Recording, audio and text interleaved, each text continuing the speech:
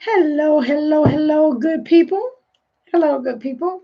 I am Dr. Hollie Kelly, and this is Dr. Kelly's perspective for Thoughtful Thursday, August 15th. Okay, today's Thoughtful Thursday is really one that you will have to work with and think through and digest and eat and maybe eat a few times depending on where you're coming from. So, good morning. Thank you for all those who are jumping in. I see my classmate out there. Okay, so Pastor Miles McPherson. Miles McPherson, he is a pastor here in San Diego of the Rock Church. Absolutely wonderfully large, diverse community of believers. If he looks familiar to some of you sports fans, he is a former NFL San Diego Charger. Okay, so let me read the whole title. The third option. The third option is the title of the book. And the subtitle is Hope for a Racially Divided Nation. Okay, Mother, you up and at 'em already this morning. Good morning. The third option, Hope for a Racially Divided Nation. So I was introduced to this book by someone who sent me a link to a YouTube video where he's talking the book and going through an entire seminar that was held in San Diego a few years ago when the book first came out. So immediately I was intrigued, and I'm telling you, the book just has so many things in it. First of all, he doesn't live in Disney World or Disneyland. The fact that he is jumping in and addressing the topic with very realistic, practical thoughts about how we can give this nation, which is being divided and shredded in so many ways, but one of the larger ways is down the racial divide. Even within churches. Okay, so again, thank you for all who are jumping on. This week's Thoughtful Thursday Miles McPherson. And for those of you who are new, because I did see some new names up there, first of all, thank you for joining with me. Every Thursday, I will review a book or share a podcast with you or something that has made an impact in my life. Okay, here I go again. I'm already going long on my Thoughtful Thursdays. Hey, Joyce. Okay, so I'll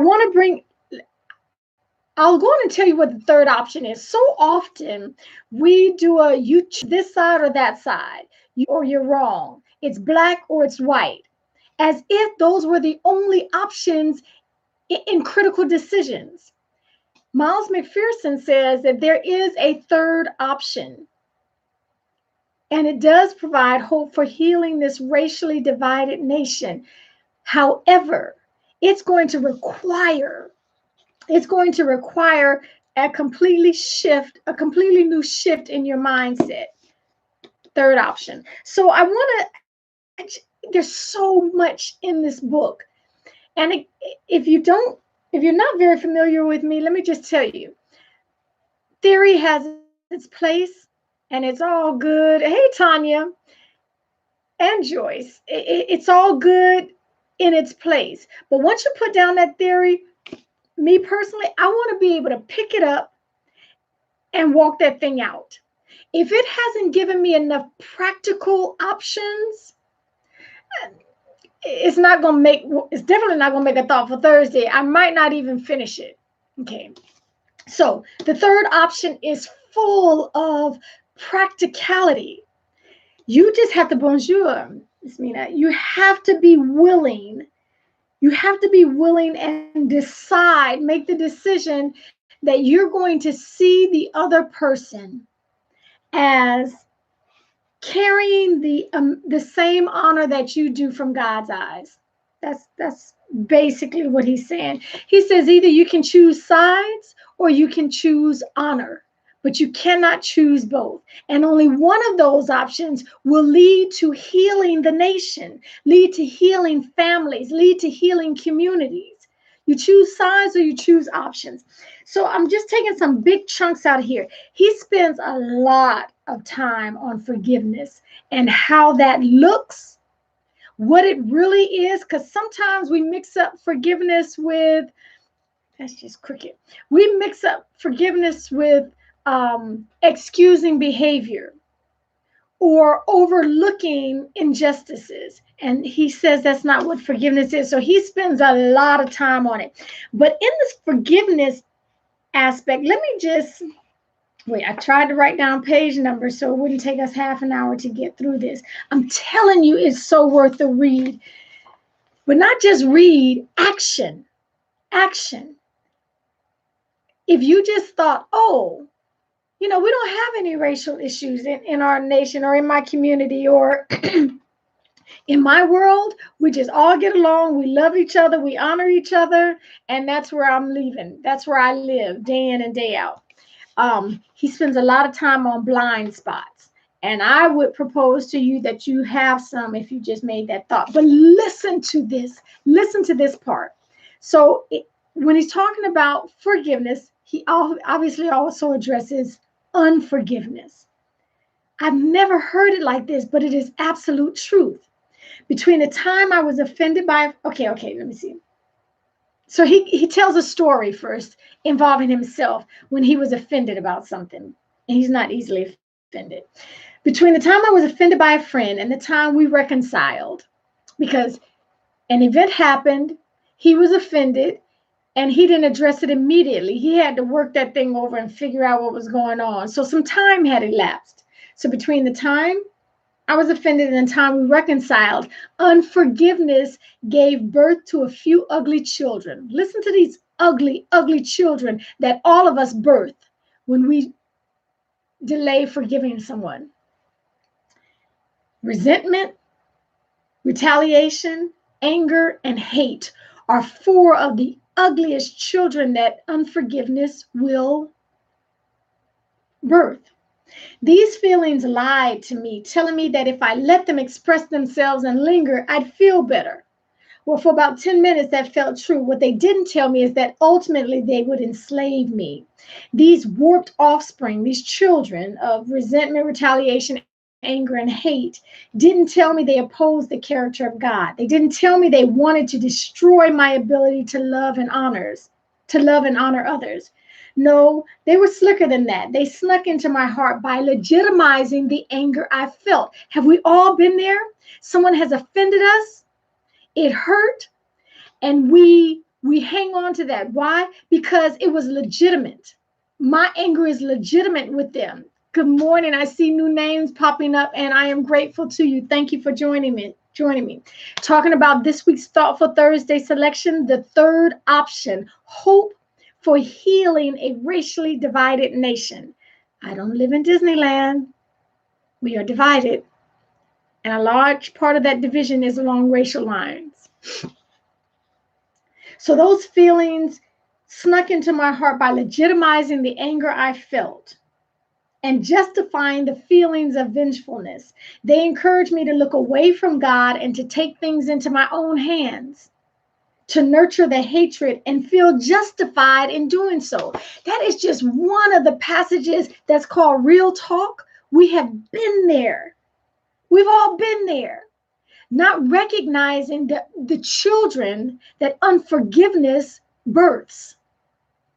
All of us have birthed those children. And until we recognize and become aware that it is unforgiveness that is lingering, that is, we're raising some children and they are ugly and they will do you no good.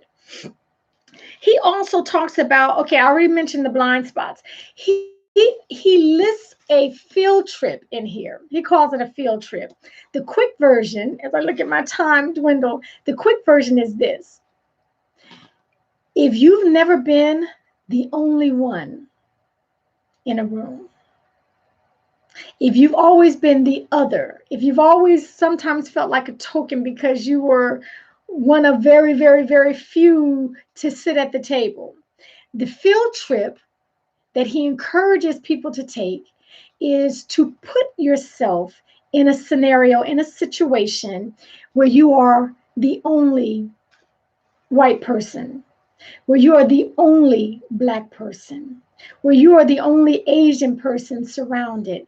Now, and he also, ding, ding, ding, let me just hit you with what he does.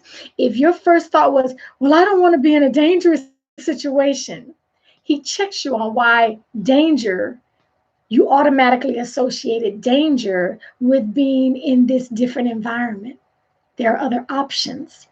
So he rearranges fear, and he has an acronym for fear that all of us can live by. Oh my goodness, there's just so much in here. I promise you, if we would apply, because healing our divided nation begins with healing ourselves, our family, our community. It all starts with us as individuals. It all starts with us choosing the third option. We don't have to choose sides. And he says you choose sides or you choose honor. You cannot choose both. Okay, so I wanted to introduce to you, and I am hopeful. Again, I only bring you stuff that is what I call powerful and impacting.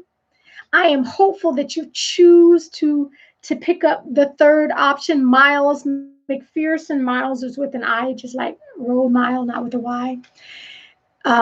It is one of those where you read and you go apply. You read and you apply to try to walk that out. If we're going to heal this nation, we can't leave it up to the politicians, to government structures. It starts with us individually, within our own families, with our own communities.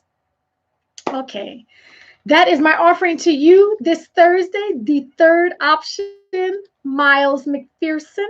Okay, make it a thoughtful Thursday. I'm hopeful that you get the book, read through, apply, and get back with me. Until next time, take real good care of yourselves. If this is your first time joining me, thank you.